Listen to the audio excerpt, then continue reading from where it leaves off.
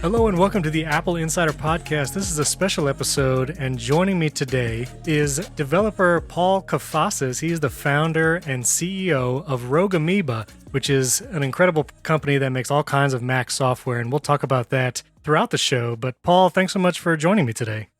Glad to be here. So the reason why I reached out, obviously, there's the big antitrust congressional hearing that happened here in the United States, and Tim Cook was one of the 4 CEOs on it. And he made some statements about the App Store and policies and things like that. And I saw you, or at least Rogue Amoeba, tweet in support of Brent Simmons' article, which we covered on the podcast. And so I wanted to ask some specific questions, and maybe we could start with something that goes back to history, because one of Tim Cook's statements was that when the App Store was created, the prevailing distribution options available to software developers at the time did not work well. That's a quote from the actual hearing, right, saying that brick and mortar stores charged high fees and all that. Now, Rogue Amoeba has existed since 2002, and you could tell us how long you've been a developer even before that. But talk to me about that statement as far as, there was only one way to do it and it wasn't good back in the day, meaning early 2000s, 1990s. Right. So, yeah, this is something that sort of caught my attention, caught the attention of a good number of developers that I'm in contact with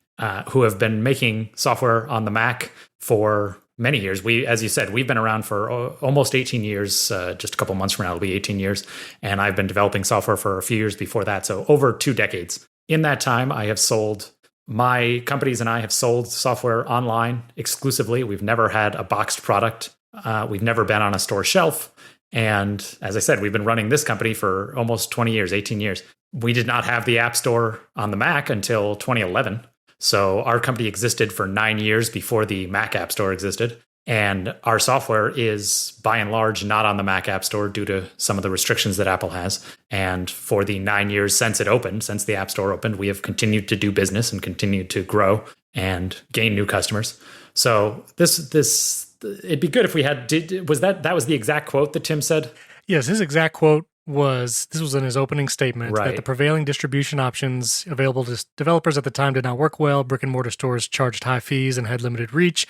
Physical media like CDs had to be shipped and were hard to update. Again, totally bypassing the idea that developers could sell directly on the internet at the time. Right. Could distribute, put up a download online and then receive payment online and never need a physical product. Never need a CD, never need to ship anything. The problem with that statement, there's nothing that is factually incorrect. Brick and mortar stores didn't work well. You had limited shelf space. Even the Apple stores had limited shelf space. Right. And you could only have, I don't know, whatever number, 50 or 100 different software products on the shelf. And developers had to pay to have that shelf space, and you had to pay more to be on the end cap so that people would see you even if they didn't go down the aisle. And right. You paid Staples to get your software on the shelf, and right. that was not a good model. That is absolutely true. But as you said, this ignores that little thing called the internet and the World Wide Web, where you could put up a website. Nowadays, you can get payment processing working ridiculously easily. Oh, yeah. But even in 2002, it was a matter of a few hours, maybe a couple days to get payment processing through a service. Right. In our time, we have used 4 different payment processing services, but all of that never required anything more than signing up online and getting approval. And then they would process credit cards, and we would pay a small 5 to 10% fee for that. And then at the end of the month, we would have money, and it worked pretty well, and it continues to work pretty well.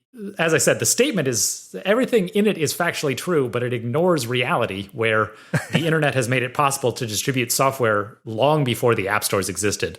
The problem is that the people that he is addressing, the congressional delegation that he's addressing, is not necessarily in tune enough to realize how misleading this is. And let me ask you again, one of the big things that's been in the news is the cut that Apple takes. Sure. And we all know it's 30%, and we'll get to in a moment how that might not be equal across all developers. But one of the statements, and John Gruber quotes this in an article that he wrote recently, actually quoting Steve Jobs' announcement of the App Store back in 2008. From way back, yeah. I read this and I had forgotten this quote. It's a very good quote, so go ahead, I'm sorry. So Steve Jobs says, and I quote, "We don't intend to make any money off the App Store. We're basically giving all the money to the developers, and the 30% that pays for running the store, that'll be great." end quote. And that was from 2008 when the App Store launched. Right. So we're now 12 years later. The service revenue is a huge deal. Tell me, when you began distributing software, is the 30% anywhere near what developers would pay outside of the App Store distributing themselves?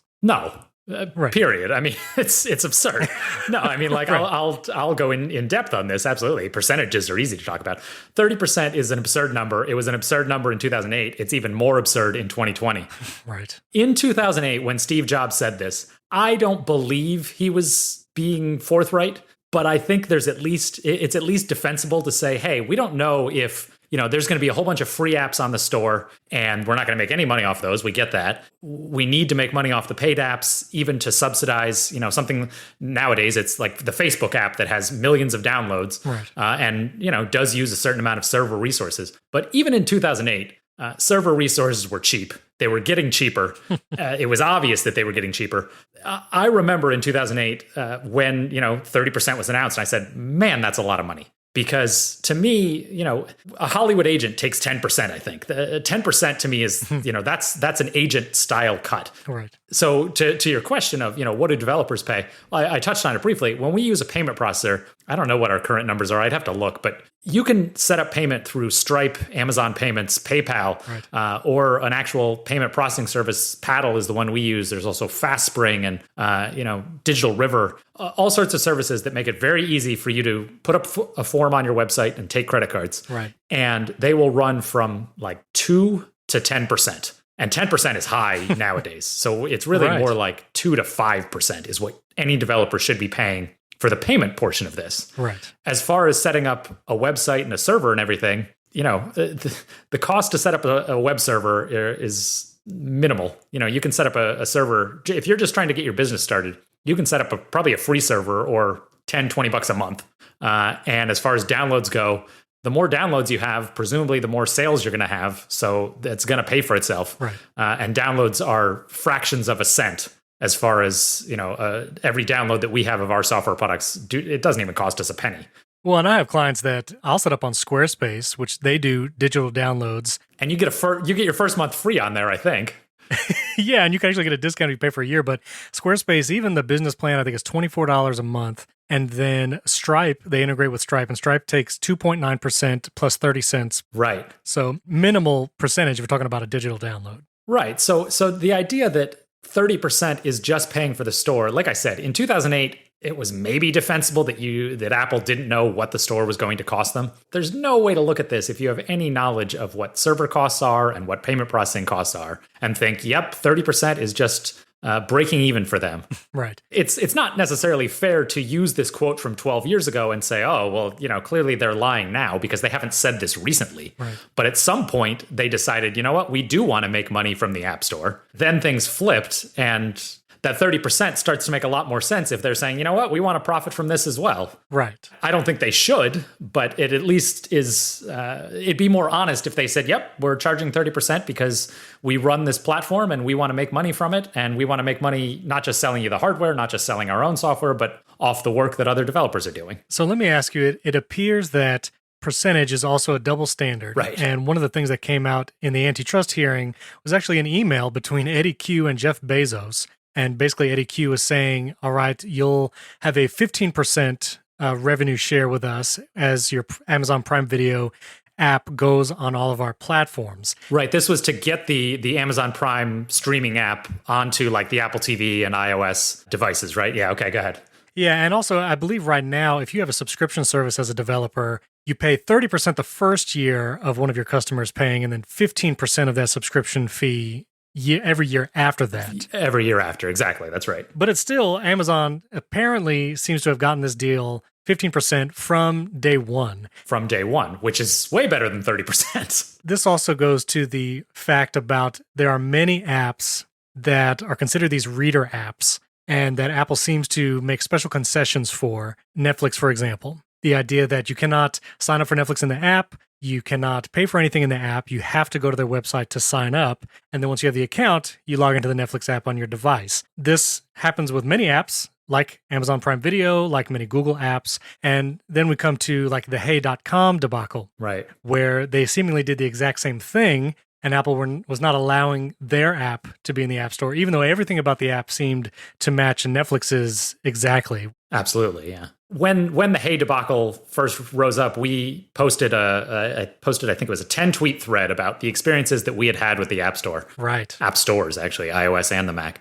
We had a lot of negative experiences with the app stores and a lot of negative experiences with the control Apple exerted. And fortunately, we are a Mac software company, and at this time, and hopefully in the future, you do not need to be in the Mac App Store. On iOS, you need to be in the iOS App Store, or your software can't get to anybody's phone. Right. This was something where we looked at this and we said, this is the same sort of problems we were having a decade ago are still in existence, and seemingly potentially getting worse as Apple tries to exert more and more control, basically get their fingers into more and more pies. I'm sort of rambling here just because I find this so frustrating, having dealt with this for over a decade. But yeah, go ahead. So one of the quotes from Tim Cook from his opening statement also talks about one of the reasons for the App Store existing. This is one of his quotes. "We held a quality department store as a model, a place where customers can find a great variety of options, but can feel confident that the selection is high quality, reliable, and current," end quote. So this is one of the things where quality and security are seemingly the reasons why Apple has the walled garden of the App Store to protect their customers. Unclear, with the Mac, there's the option in the system preferences where, only allow apps from the App Store. Right. And there's the second option of allow apps and apps from trusted developers, and then allow all apps. Well, that's actually gone.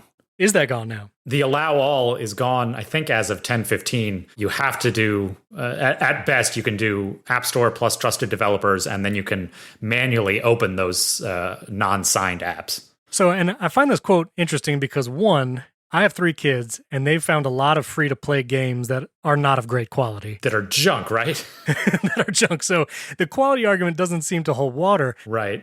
But also the fact that, there are so many great apps. Let's take the Mac, for example, such as Rogue Amoeba's incredible apps.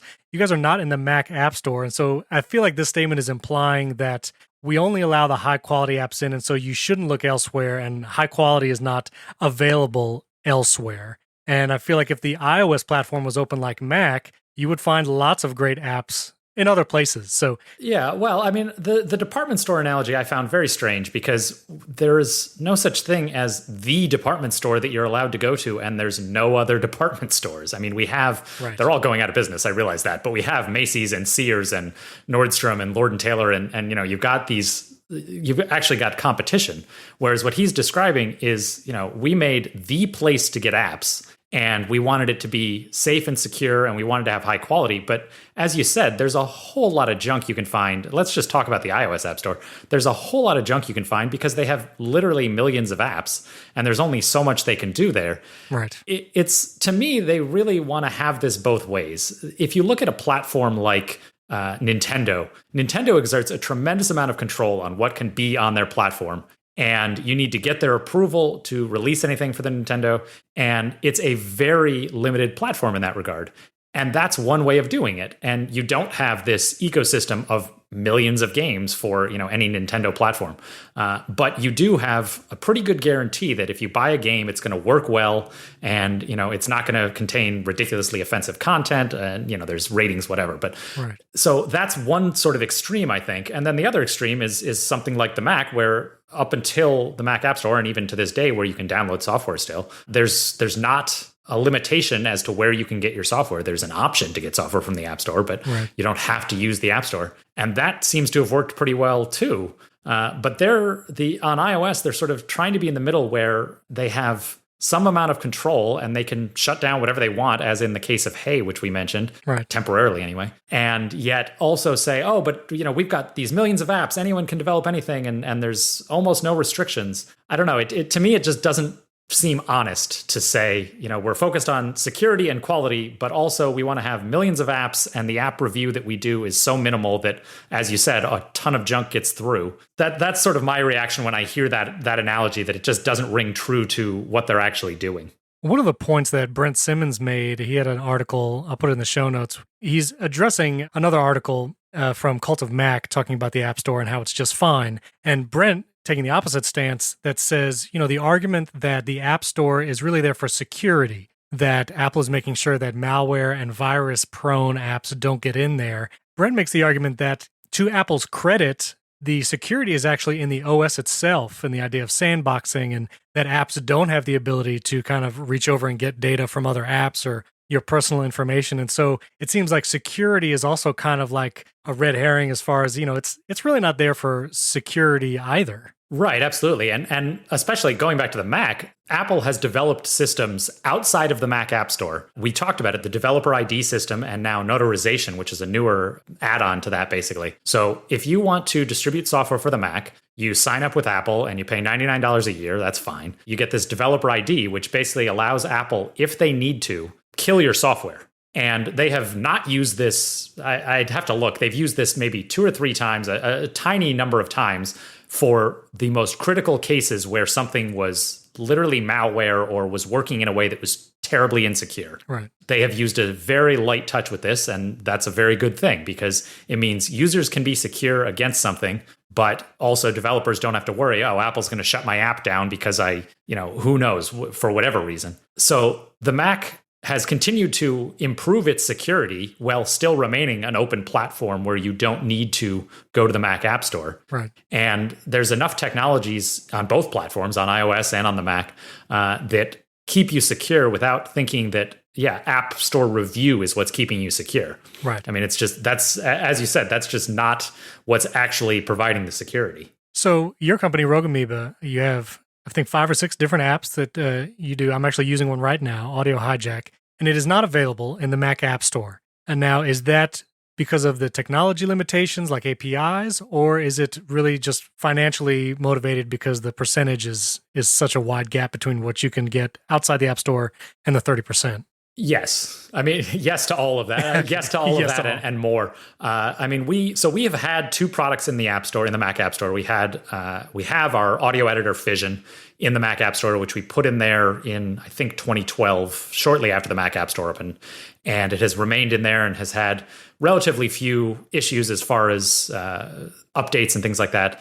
And we had an app called Piezo, which is actually what I'm using right now to record. That is our simplified audio recorder. And that was in the Mac App Store initially because we wanted to have an audio recording tool in the Mac App Store. And ultimately, the restrictions that Apple puts in place and the limitations on what you can have in the App Store changed. And we said, all right, we have to take this out of the App Store. When we did, we saw, one, we no longer had to pay 30% on those sales. And the sales that we make directly, we pay, again, something around 5 to 10% all in terms of all costs. Mm-hmm. So we make a lot more money per sale.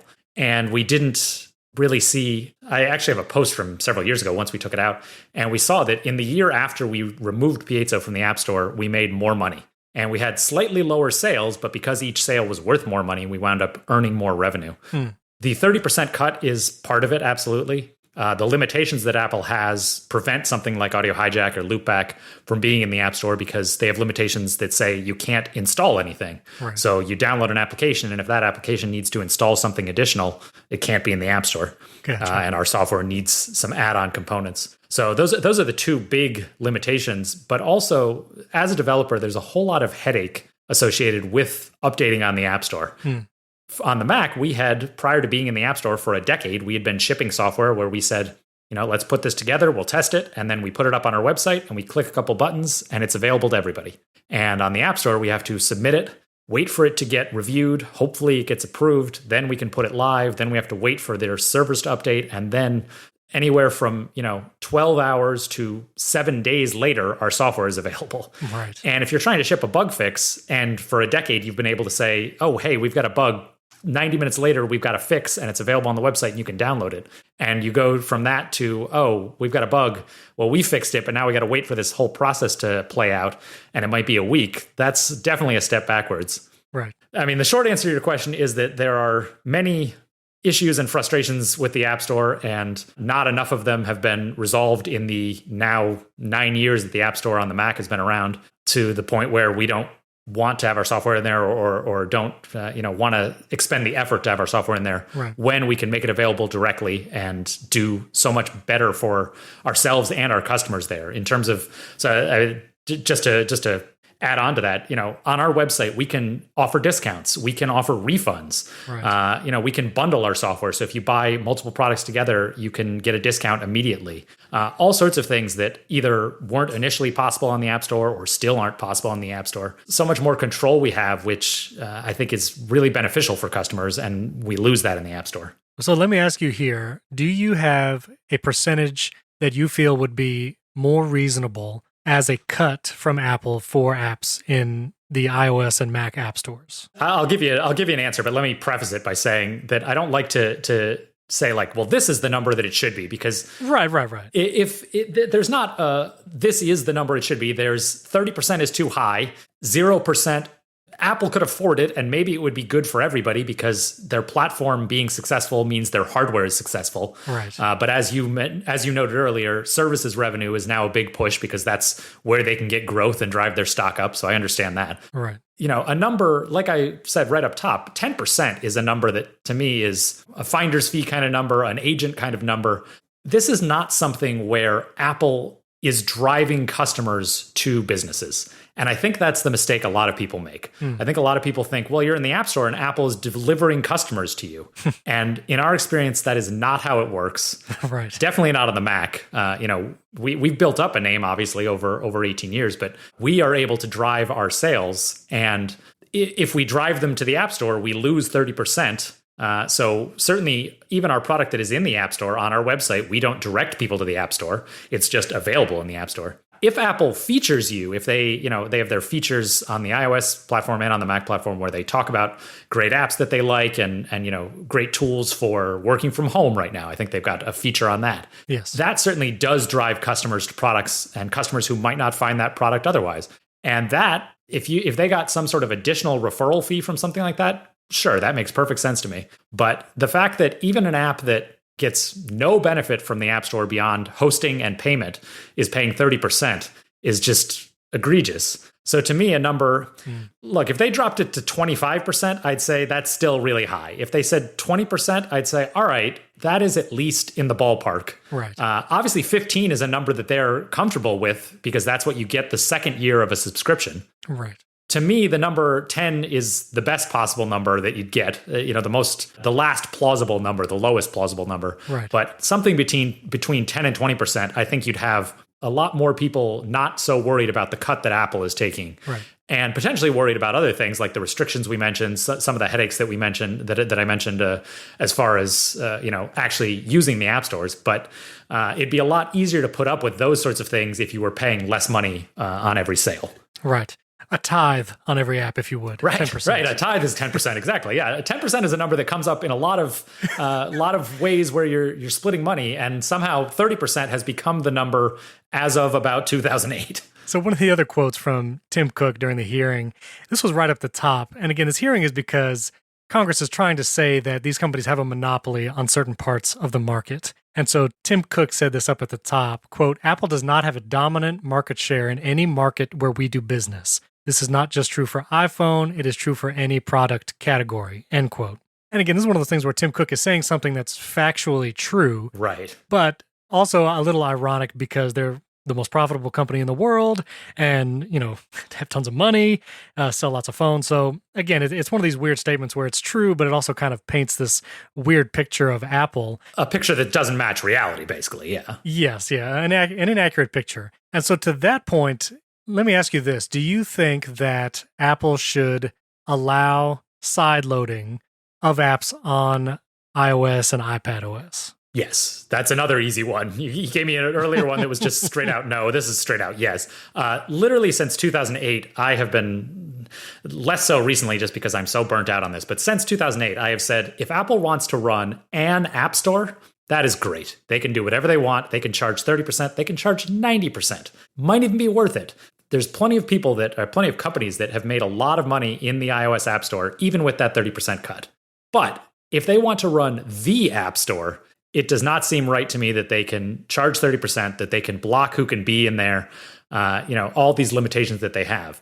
I would love it if Apple ran an app store right. and allowed other app stores or other ways of getting software on there the same way they do on the Mac. That to me is just a no-brainer. Right, because this is also, Tim Tim Cook compared the 30% to say that this is kind of like the going rate among app stores, citing like a Google Play and other app stores. Where did that number come from? It came from Apple doing it. They're all following Apple's lead. That one just had to make me chuckle because, of course, that's the going rate because everyone else said, "Oh my God, developers are paying 30%." Well, why would we ever charge less than that? Right, but also the huge caveat in that statement too is that on an Android phone, the Google Play Store is not the only way to get an app. Right, it's optional. Right, it's optional. And let me go to this. Talking about monopoly and kind of the control that Apple has on especially the mobile devices. One of the topics we've talked about on this show is the idea of Sherlocking certain apps. If someone's not familiar with this, it's like someone develops a flashlight app for one of the first iPhones, and there's a whole wealth of flashlight apps, and then Apple then takes that feature and builds it into the OS, and now that app is gone. In more recent years, we've actually seen maybe less of that and more just straight acquisitions like Dark Sky and Workflow. Right. Apps like Luna Display, which is a hardware product and a software product, and then Apple kind of Sherlocks that with Sidecar. Do you feel like their monopoly and control of their app store, does it lessen the incentive to develop good apps like this, or does it, how does it feel as a developer knowing that at any moment this is possible that your app could be Sherlocked? It's an interesting question because we've been developing software for almost 2 decades, and well before the App Store. The term Sherlocking comes from 20 years ago, right?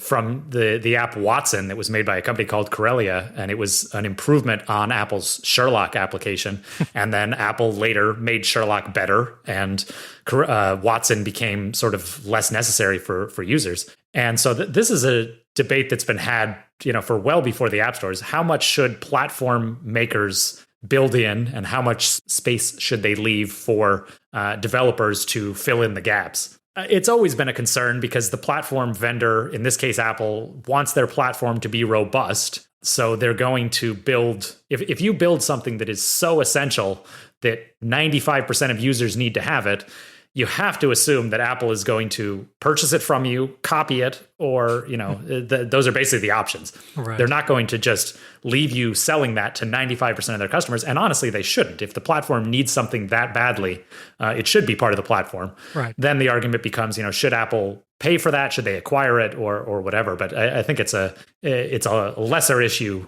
determining what should be done there than just deciding should Apple build things into their platform. One of the things I've heard, like John Siracusa mentioned this also, but like I use clipboard managers on all my Macs, and that's something where I would almost want Apple to have that kind of feature built into the OS, so I don't have to worry about the security implications right. of a third-party app snooping on my clipboard. But on the other hand, like Audio Hijack, again, which I'm using right now, you cannot make that for iPad. Right. There is just not the APIs available to it. If you tried to do something like that, it would not be accepted. Apple could.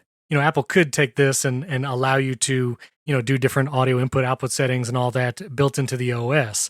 Personally, I would love an Audio Hijack for iPad, but you as the developer just can't even make that. Right. Yeah. So I think that's more a concern about, how open is the platform? Like you said, there are ways we could potentially build this. We just would not be able to distribute it because if we submitted it to the App Store and it was using something like private APIs, the App Store review process would say, oh, no, you're rejected because you're doing this. And then we would have no way to distribute the software.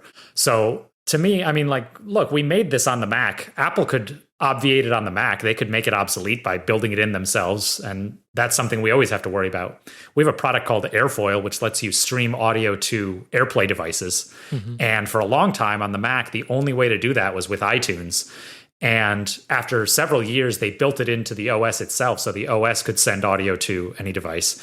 And at that point, Airfoil became less necessary, and it generated less revenue for us. It got fewer sales. And that's sort of something that we expected would happen sooner or later, and we moved resources to other products and developed new products. And that's something that's sort of fair game.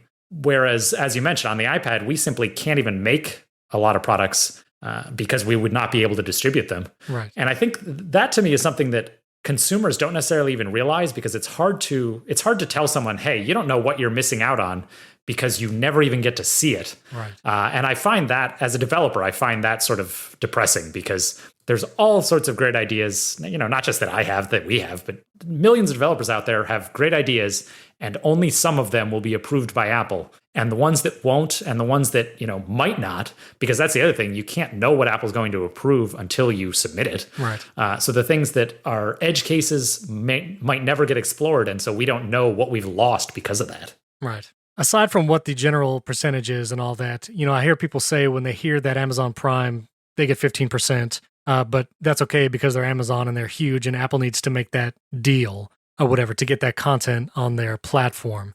Do you find that to be a reasonable hand waving away of that happening? Or do you feel like even the big guys, say Amazon and Netflix, should play by the same rules? Or is it just par for the course? Well, so associated with that, there was another quote, and I don't want to misquote it, so I'm just going to paraphrase, and maybe you can find the exact quote. But at some point, I think at multiple points, Tim Cook said, "We treat all developers the same." Right. And then we see these things that show Amazon got a lower rate. And Hulu, there was an email between Eddie Q and some people internally talking about Hulu, I think, and they were talking about, we can offer them a different rate. And certainly there are all sorts of apps that are doing things that shouldn't be approved, but get approved because, it's Facebook or, it's Uber, and we want to have this on the platform.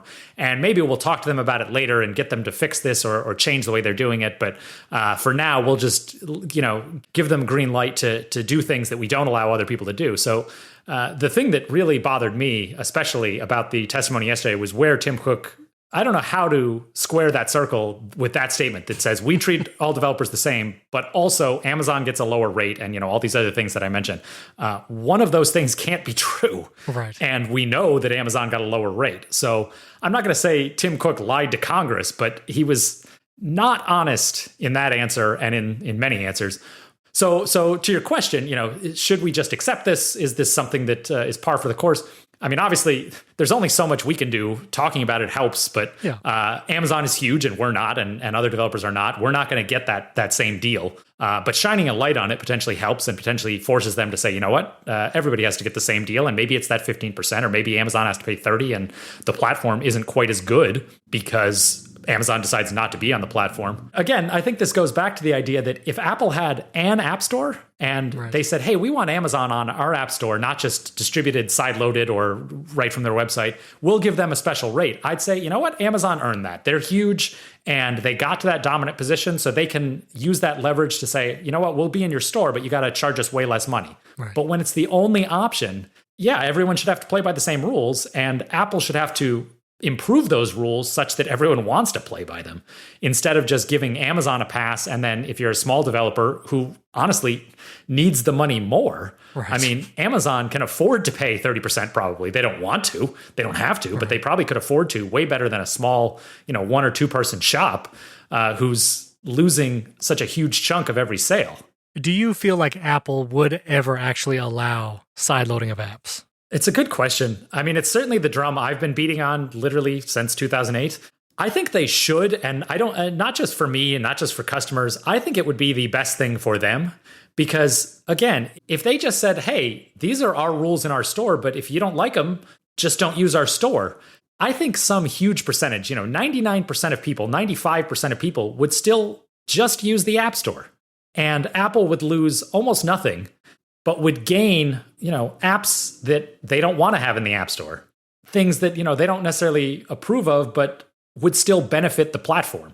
The platform would be better off if ideas that developers had were able to be developed and released, instead of just Apple acting as the gatekeeper on that. Right. To answer your question, do I think they will? I think they might be forced to at some point in the future. Do I think they should? Absolutely. And I think it would be in even their best interests. I don't think tomorrow they're going to say, you know what, we're going to allow sideloading. I don't think, 6 months from now they're going to say that. No. But I think they're getting a lot of scrutiny because of the various practices they have in the App Store, where they really have been tightening the screws on developers. I mean, that's something we didn't necessarily get into, but with the services revenue push, they have been trying to get more money out of more developers, right, or get money out of more developers. And as they do that, I mean, that's what happened with Hey, is that Hey seemed to have something that matched what Netflix did, just like you said.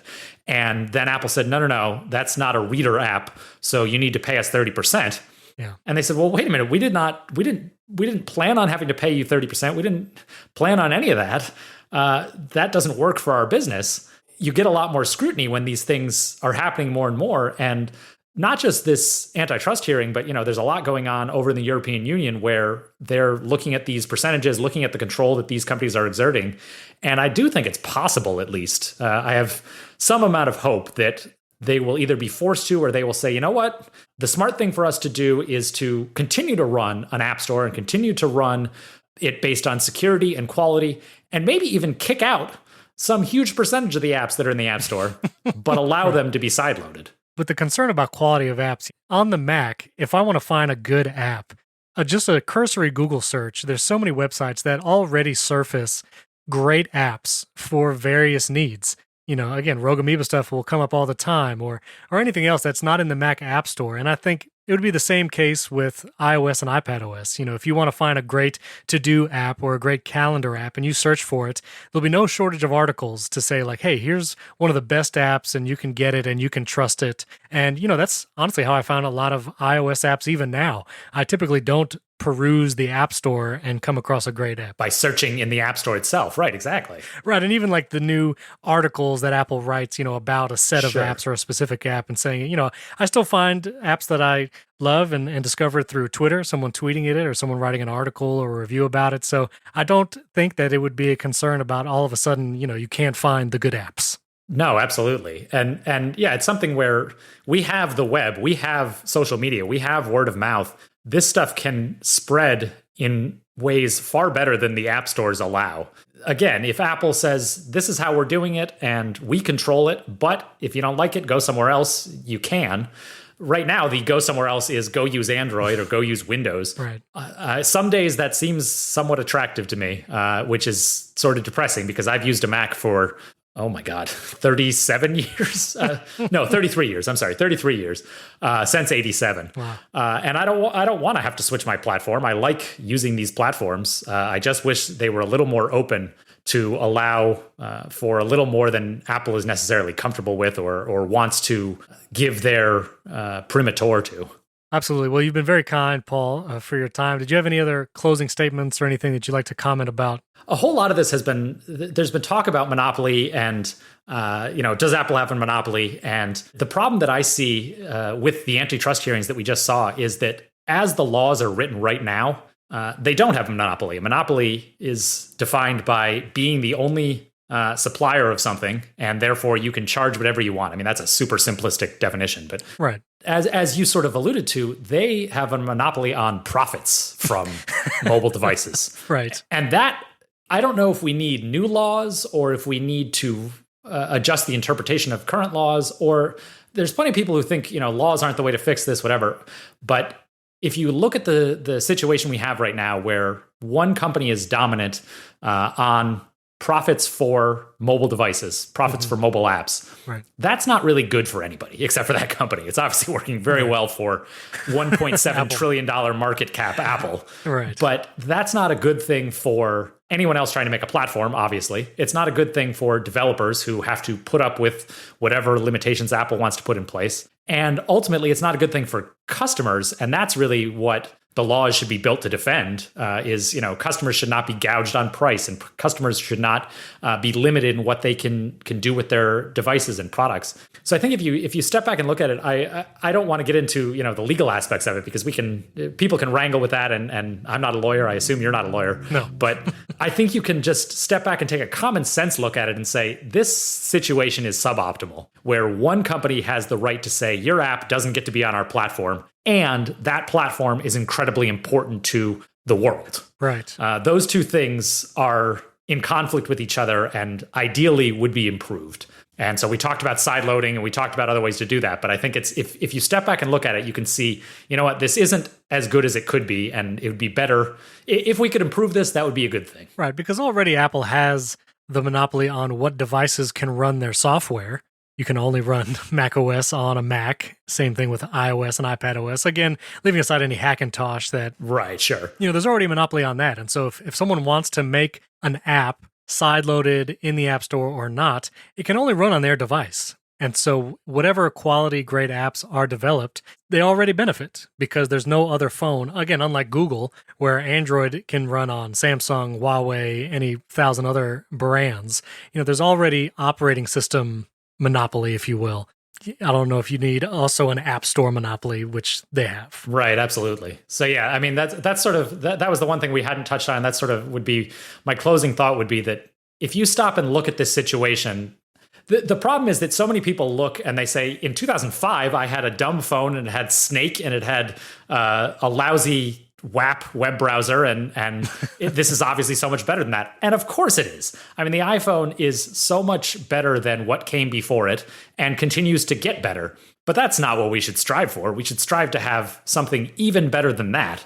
And I think we're running into the limitations of things like the App Store, and that's holding back what we should be able to do with these devices. I'll say it for you, Paul, but everyone should check out RogueAmoeba.com. They make incredible Mac apps. Two of my favorites, Audio Hijack and Loopback. If you do anything with audio on your Mac, and if you're a podcaster especially, check out those apps. RogueAmoeba.com. You could just search for it in your web browser and they'll come right up. And Paul, is there anything else that we can point people to for you or your business? Well, let me just give you, years ago, we acquired MacAudio.com because no one can spell the word rogue and no one can spell the word amoeba. Amoeba has multiple spellings. But so the better domain to point people to is just MacAudio.com, which will lead you to RogueAmoeba.com. It's kind of funny you say that because I was trying to type in Rogue Amoeba before we started the show, and somehow I got another website called like Rogue America or something, or Rogue American. Okay. Kind of auto-completed, and that is a very strange website. Do not go to that one. I'm sorry I even said it. Don't go to that one. MacAudio.com, RogueAmoeba.com if you can spell it, not whatever one you ran into. MacAudio.com. Get some of those apps. They're incredible, and you'll love them. Paul, thank you so much for coming on the show. I really appreciate it. Thank you. It's good to talk about this stuff, and I think it's useful to sort of open people's minds to what's possible on these platforms that maybe isn't currently possible.